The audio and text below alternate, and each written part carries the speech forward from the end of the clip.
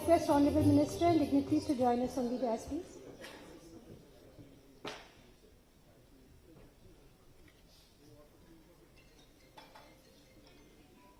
I now request Mr. Amit Sharma to please present a bouquet to Honorable Minister.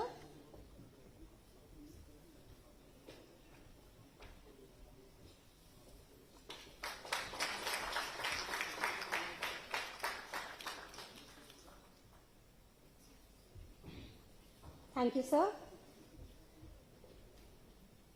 On behalf of Consulting Engineers Association of India, in association with Services Export Promotion Council, I welcome you, sir, to this one-day conclave on Global Services Export Conclave on Engineering and Environmental Services, Sustainable Energy, Transportation and Infrastructure for Indian companies and Indian subsidiaries of foreign companies across the engineering, construction and environment services sectors. I would like to now request Mr. R.S. Sharma on the stage, please.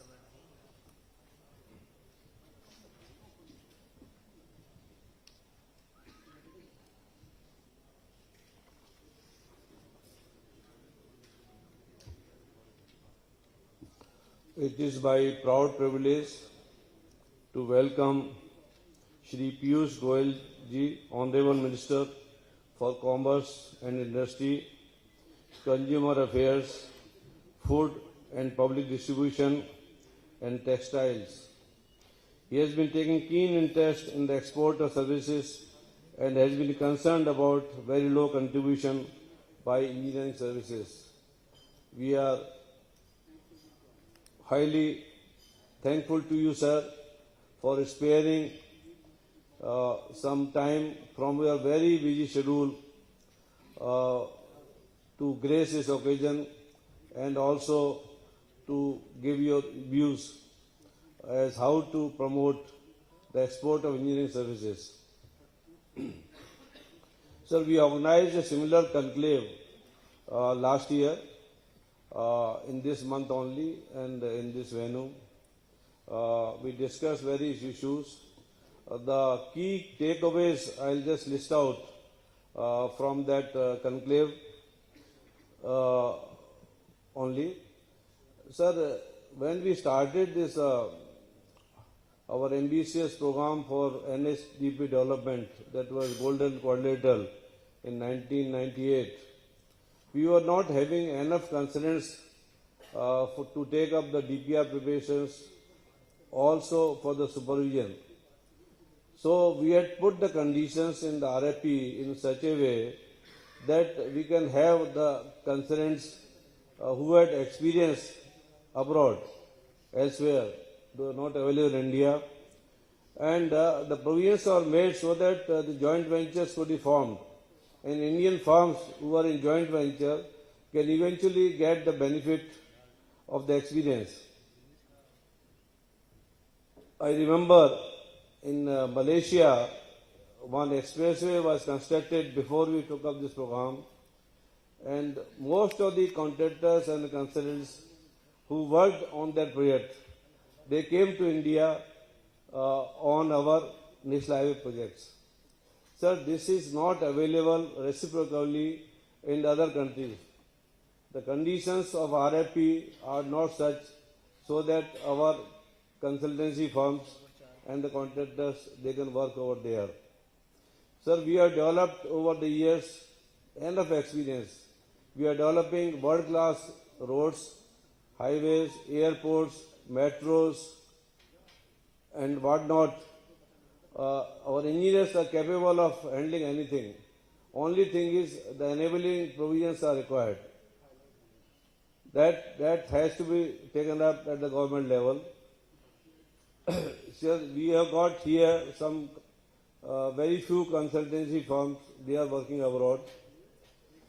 They will share their experiences, what are the bottlenecks which are coming in the way of the development. We also have the organizations who intend to enter in the export sector. So we'll hear from them what are their apprehensions. I think everybody will get benefit from this conclave. I stop at this and so that we are not delayed much. Thank you.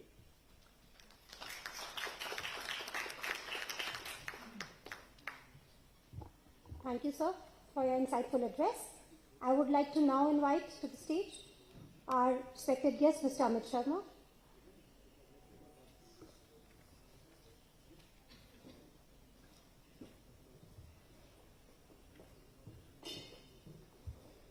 Morning, ladies and gentlemen. Morning, Honorable Minister Shri Piyush Goyal ji. Thank you very much for gracing this event, especially on the National Engineers Day. And it's a proud moment for every engineer what India has achieved over the years. I'll try to keep my presentation very quick. We're all eager to hear the visionary roadmap from our Honorable Minister. But it's with pride we engineers in India should look at the opportunities ahead. With India working on semi-speed, high-speed, nuclear, the Chandrayaan-3 landing, and various other inspirational milestones that India has achieved, I'm sure the world is the market for engineers, contractors, and R&D scientists from India. In terms of certain numbers, to give a perspective, under the WTO categorization and the information collated by RBI, I'm happy to share that our sector, which is engineering, design, construction, R&D and other technical services, has had a CAGR of 14% over the last 5 years. If you split these services, of the $322 billion services recorded last year, IT/ITES has about 60%. And of that, IT/ITES engineering is 3%. Then you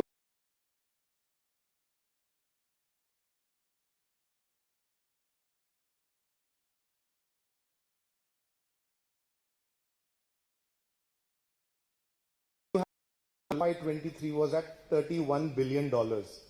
With this CAGR of 14%, very important thing that engineering services CAGR has been at 23%, and which is the highest amongst all the services. But we are also seeing construction growth. From a year-on-year perspective, construction grew last year at 45% and engineering grew at about 38%. The R&D services are poised for major growth along with the scientific and space in coming years, especially with India proving its worth at a global level. So the opportunities in this sector primarily are in the construction services, in engineering and design, which includes product engineering, plant engineering and project engineering, and of course R&D services. The key focus area that the various constituent members have focused on are as follows: plant and infrastructure construction, a large opportunities in the energy transition space with revival of nuclear, the hydrogen economy and ammonia, solar and wind, transportation with metros being made at global benchmarks in India, airports, ports and high-speed rail. The world looks at opportunities that India can tap into. Green consulting and projects, both in the green steel, green chemicals, green cement. The construction industrialization, which is on precast, prefab, modular construction techniques for rapid modeling of construction and civil infrastructure space, and of course the pharmaceutical R&D space as well. From this 31 billion, we are at about 10% of the 322 billion services sector. And if at 2030, the Honorable Minister's vision of 1 trillion service sector revenue, we have to look at maintaining that 10%, which means $100 billion by 2030 with a CAGR of 18% to be in this sector. The market is huge. The addressable market in each of area are untapped. In product engineering, 4 billion out of 250 billion is less than single digit numbers. In industrial and process, construction, R&D. So I think there's a huge market for the growth. We all have to look at this sector in terms of skills, qualification and capabilities. The projects that we execute in India give us the right to work on similar projects outside India. We need trained professionals. We work on pre-qualification criteria with most challenging projects that are executed in the country. We need to look at global setups and focus on quality and safety of global benchmark. The opportunities have to be addressed separately from an international perspective, where the government is helping us with the FTAs, the loan agreements, offset clauses, which are giving trained manpower and PQs, the domestic formulation of engineers bill, PQs, and a cluster approach of consortiums when we go out, and of course policy refinements. In the last conclave we got the good news of no L1 QCBS selection that the government adopted, and it's a great step forward to look at quality rather than cost only. The FIDIC contract framework is part of most of the domestic large projects, which gives us a professionalism to execute projects outside India. And finally, digital thrust and 3D engineering has come of age with Indian engineers and construction professionals working. We have to reshape and rethink our perspective from cost arbitrage incentives to more co-creation and co-innovation, from detail engineering to feed, process and IP creation, patents, from just discipline engineering to an integrated design, from become a cost arbitrage outsourcing player to actually an owner of build, own, operate, transfer, design, build, and instead of subcontracting, actually leading projects with Indian consulting, contracting, R&D firms coming together and winning large bids outside India. In the last conclave, certain points were discussed and these issues have gone to the next stage. For example, most important, we need to look at a cohesive, collaborative approach rather than a fragmented approach when we target global markets. Our capability in terms of trained manpower has to be the best. Mobility challenge on the visa front, the government is helping us, and under the FTAs, there are a lot of positive developments that have been signed. In terms of terms and condition, the PQs in export, the FTAs will look at equivalence and definition of Indian companies, a closer approach with ministry and ambassadors and consulates outside. Of course, there are still challenges on taxation, withholding tax, transfer pricing. Those are also being looked with various discussions. Our industry mindset shift has to be on large deals, on digital, on our capability development, and from a government support, both in terms of a PLI-based scheme for services like for is something that the industry has been asking, finance, visa, chartered engineer status. So these are some of the things that I believe we will discuss in this conclave. These are output of last year of discussions. And with that, I'll just summarize and say, I think that there is huge market, and I think with iconic projects being done in India, there is something that we can take our domestic experience on exports and achieve the 100 billion 2030 vision to be 10% of $1 trillion services export. Thank you very much.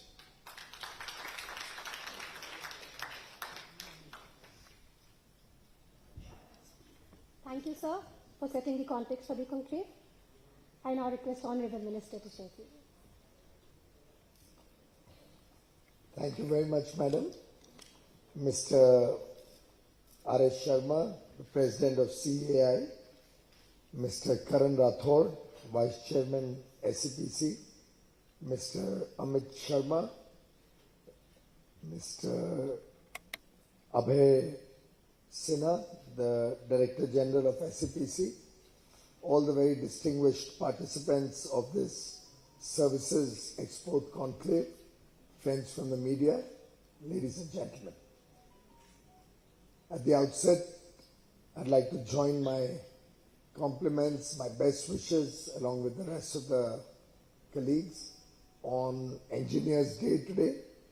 I'm sure such occasions help inspire us towards much bigger achievements, much greater heights, and also give us a wake-up call. And in some sense, I think a celebration like this conference today truly reflects why and how we can best leverage the fact that we have a day dedicated and celebrated as Engineers' Day. I think there's no better way than this to celebrate the day when we reflect on our achievements and also look at the future and see how we can grow multifold, how we can make a difference to the lives of the people of India and to the nation as such. In fact, on a lighter note, I come from a family of engineers. I'm the only odd man in the entire family, including the brother-in-laws, who has not done engineering.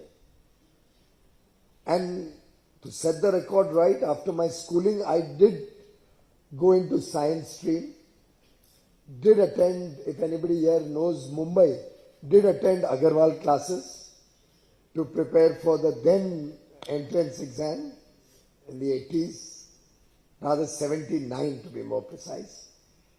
I was admitted at Jai Hind College in Churchgate, so 7 to 10 in the morning I used to be at Dadar at Agarwal classes, rush to take a train, which gave me good experience and helped me run my job as railway minister, and reach in time for a 10:30 lecture in Jai Hind.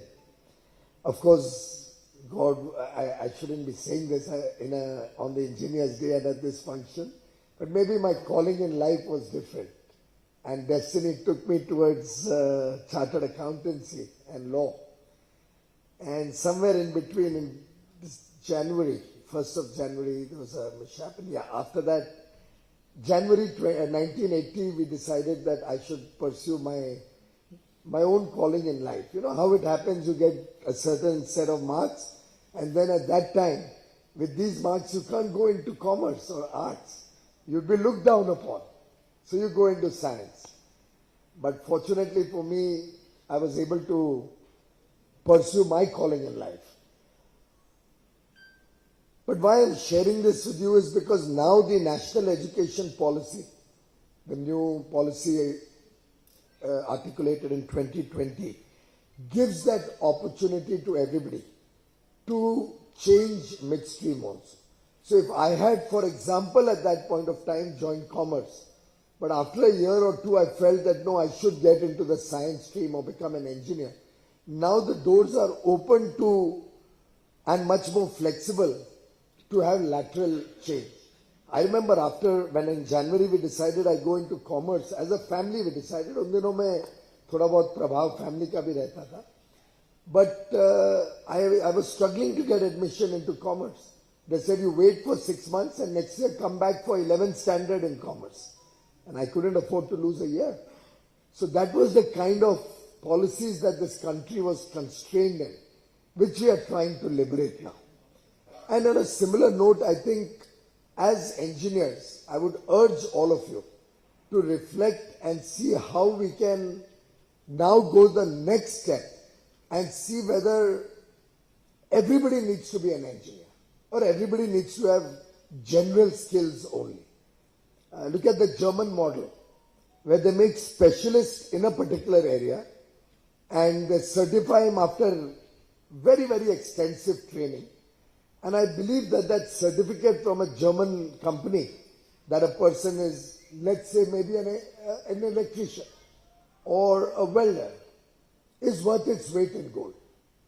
And I think the time has come for all our engineering leaders to also decide whether we need to have 2 or 3 levels of engineers and have the generalist on the one hand, have the specialist on the other hand, and have the absolute trained and skilled manpower to support and supplement the engineer's work.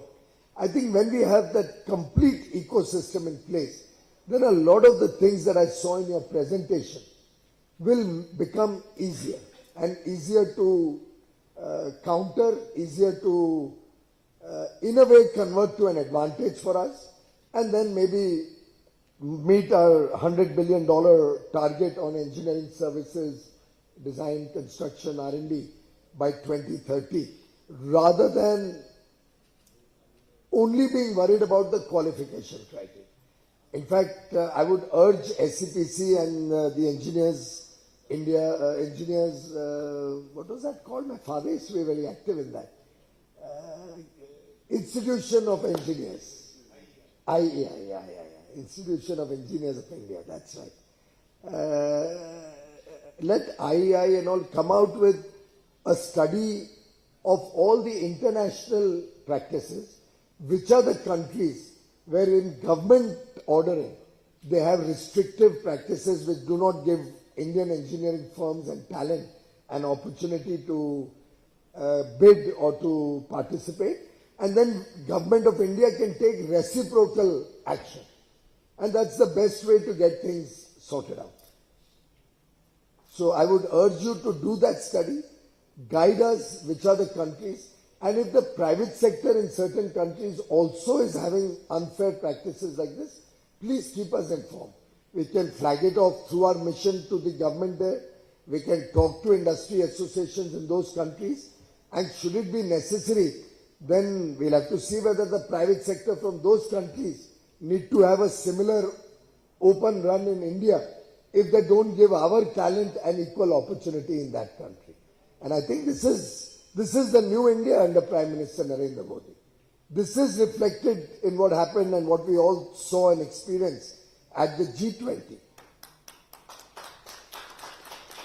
This India stands on its own capabilities. This India stands on its own ability and goes with a new confidence when it engages with the rest of the world. We are no more a country that will accept a one-way street. And all our FTA negotiations are reflective of that. We work very, very deeply in consultation with all stakeholders to get the best deal for our people, our businesses, our MSMEs, our professionals for the services side, when we discuss with other countries and see how it can be most equitable, balanced and fair, which should be a win-win for both countries, unlike some of the FTAs which many of the business persons have criticized in the past, where the stakeholder consultation was inadequate, and end of the day we find that we are not able to leverage the FTA as much as the other countries are able to do. So I think it's like the Honorable Prime Minister said, and I quote, there comes a time in the development journey of every country when the country redefines itself afresh, when the country redefines itself afresh and pushes forward with new resolutions. Today, that time has come. In our development journey of India, yahi samay hai, sahi samay. And if we miss the bus, ladies and gentlemen, we'll only have ourselves to blame. And the children, the next generation will never forgive us. It's incumbent on all of us. I'm saying all of us of the older age and the generation that's leaving behind the foundation on which our next generations are going to build the new India, build a developed India. This Amrit Kal of 25 years, and the first year has gone well, growth is on track, India's voice is becoming the voice of the world, is becoming the voice of the global south. India has demonstrated its capabilities in every sense, be it the successful G20 summit, be it the outstanding leaders' declaration with over 112 outcomes, the highest ever in 15 years and 18 G20 summits that we've seen so far. We've come up with very significant and bold decisions taken during this G20, and we are working on an action agenda to actually implement all that has been discussed. Be it the Jaipur call for action so that our MSME sector gets more information and is empowered to do better, be it our effort to focus on multilateral development banks reform so that more funding is available for India, be it our effort to look at world regulation or joint regulation of the cryptocurrency age. There's some very, very, very significant decisions and outcomes which possibly only Prime Minister Modi's leadership could have helped us steer and get everybody's collective acceptance. And it's a big thing that world leaders across all sides of the divide are hailing India and the success of the India's G20 presidency. It's not as if the one is unhappy and the other is happy. And that is what true consensus and the hallmark of true leadership is. But as Prime Minister Modi often says, he reflects 140 crore Indians' vision, aspiration, desires, capabilities. So it's all of us who have to celebrate our success. It's our success. It's the collective success of 140 crore Indians. And now it's incumbent on us to see how we convert that success to the next level into action and find intelligent and smarter ways. I'll take a leaf out of the Tata playbook, since you come from Tatas. I was in New York attending, I went to visit an innovation center that Tata's has developed with Cornell University, probably in Long Island or the south side New York. My first reaction, and I'm being candid in this audience, it shows the evolution and why Prime Minister said the time has changed and India has arrived. My first reaction was, why did you spend so much money here? You should have spent it in some institute in India. Then when they were making the presentation, they showed us that they are the prime sponsor. TCS is the prime sponsor of New York Marathon. I said, "Arey, आप इतना पैसा यहाँ खर्च रहे हो? आपने India के marathons को सपोर्ट करना चाहिए, यहाँ क्यों कर रहे हो?" I'm just showing you how my own thinking evolved in the course of a 1 hour visit. This is where my thinking started from. And as I heard about more and more of the story unfurling, how TCS has been able to establish itself as the most important stakeholder with almost every Fortune 500 company in the US, how it has become an integral part of the entire services ecosystem in the United States, Europe, and other parts of the world, I realized that this is the smart way to go. The fact that you're partnering with international universities, the fact that you're even now being seen on New York Marathon, is building the acceptability of India, is building the acceptability of an Indian company in the American ecosystem. And ultimately, look at all the foreign companies who have come to India. How have they successfully steered, navigated, and got so much business in India? Many of you here may be working for one or the other MNC also. It's time now we became MNCs across the world. And TCS was doing exactly that. I remember as a chartered accountant, that was a wake-up call for all of us. Way back in 2016, Prime Minister Narendra Modi came on Chartered Accountants Day, 1st of July, and addressed a huge, probably the largest gathering we've seen of chartered accountants in this country. So much so, it was in one of the large stadiums. The stadium got full, all the seats in the stadium got full, and we had to, there was a wrestling arena which got full, and we had to lock the gates. और बाद में मुझे मेरे chartered accountant friends ने इतना criticise किया कि हम तो बाहर ही रह गए थे, हम पहुंचे नहीं. ऐसे तुम टाइम पे नहीं आए, तुम अंदर नहीं घुस पाए, उसमें मेरी क्या गलती है? But imagine, that was the enthusiasm. And in that, Prime Minister gave a clarion call that we should all now aim to become international firms. Chartered accountants, why are there these big four? Why is Indian company not in that big four? Why are we not making 8 large chartered accountancy firms who can counter the big four? And what did the big four do? They were smart. They came to India. They partnered with Indian firms, collaborated. They engaged our Indian chartered accountants. Each one of them possibly has 100,000 chartered accountants today. Apart from all the other, and they would probably have half as many engineers also in their consulting division. So they came and integrated into the Indian system, cashed in on the huge opportunity. Why can't we do the same?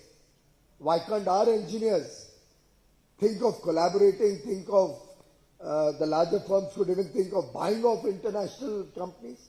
And knowing the situation today and the lack of talent, the non-availability of enough skilled and trained engineers or manpower in most parts of the world, India produces the highest number of STEM graduates.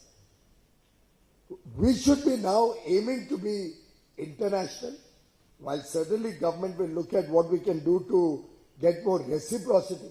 But all these FTAs are opening up the doors for us to go and engage with the rest of the world. Is opening the doors to the service sector. That's one of the primary focuses. Given the changing nature of business with 50% plus of our own economy coming out of services, the fact that now today $326 billion came out of services exports, which is 55% growth in just 2 years. Have you ever heard that? 55% growth in services exports from 194 to 326 billion in only 2 years.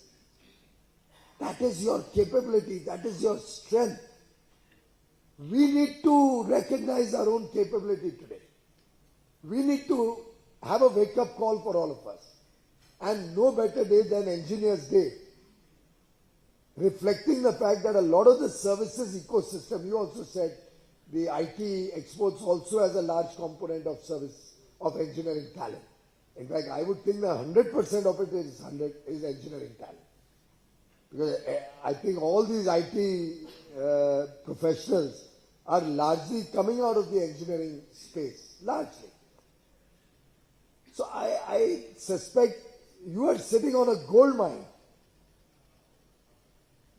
but you have not realized, because on top of the gold mine there's always sand and shrubbery and all of that, and you've not realized कि आपके नीचे सोने की खदान पड़ी है.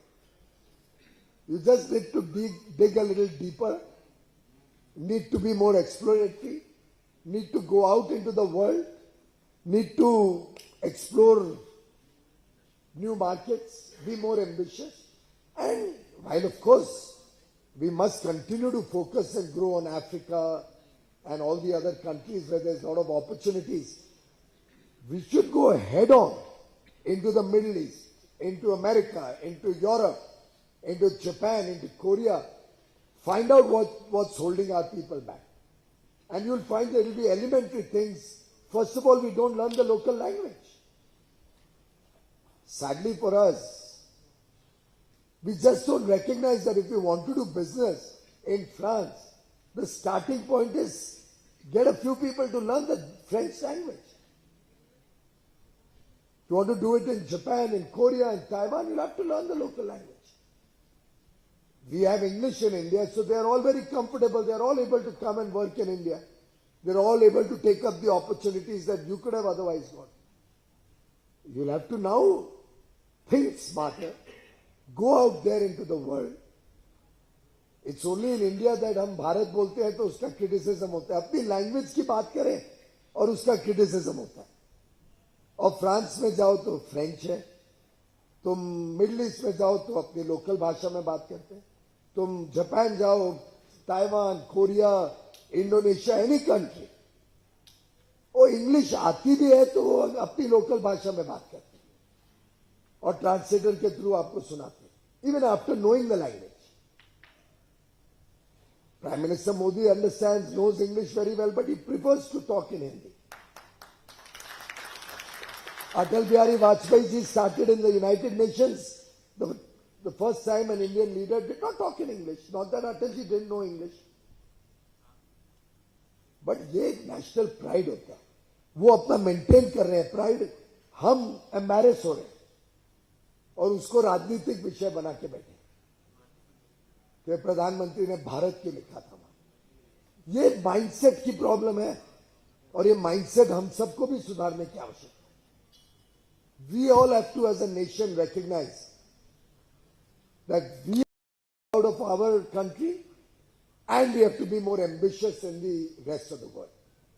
And in that ambition, we'll have to think smart, we'll have to go global, we'll have to understand local laws, understand local regulation,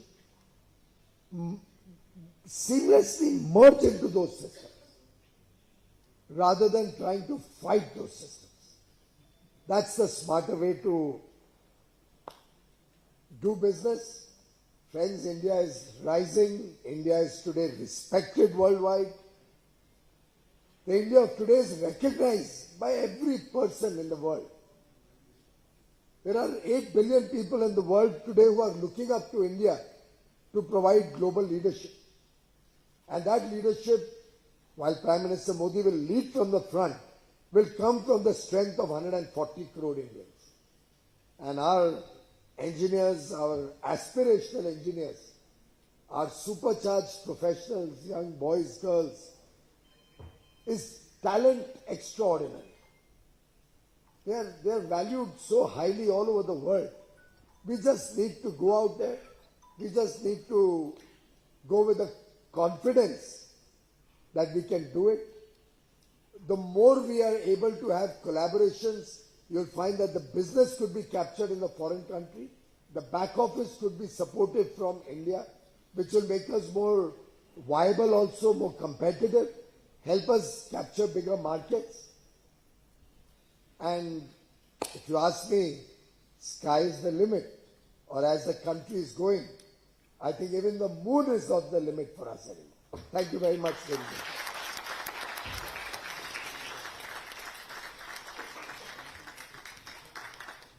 Thank you, sir, for your extremely insightful address on how we can synergize NEP 2020, G20, Make in India, industry, academia, and usher into a new India.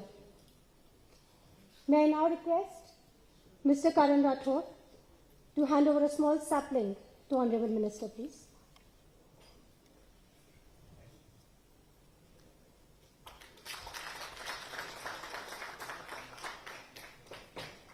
My officer gave me a lot of notes. I could have talked about focus on sustainable solutions, green hydrogen, EV, waste to energy, education 4.0, industry 4.0. मैं भी पढ़ रहा था कि क्या क्या लिखा है.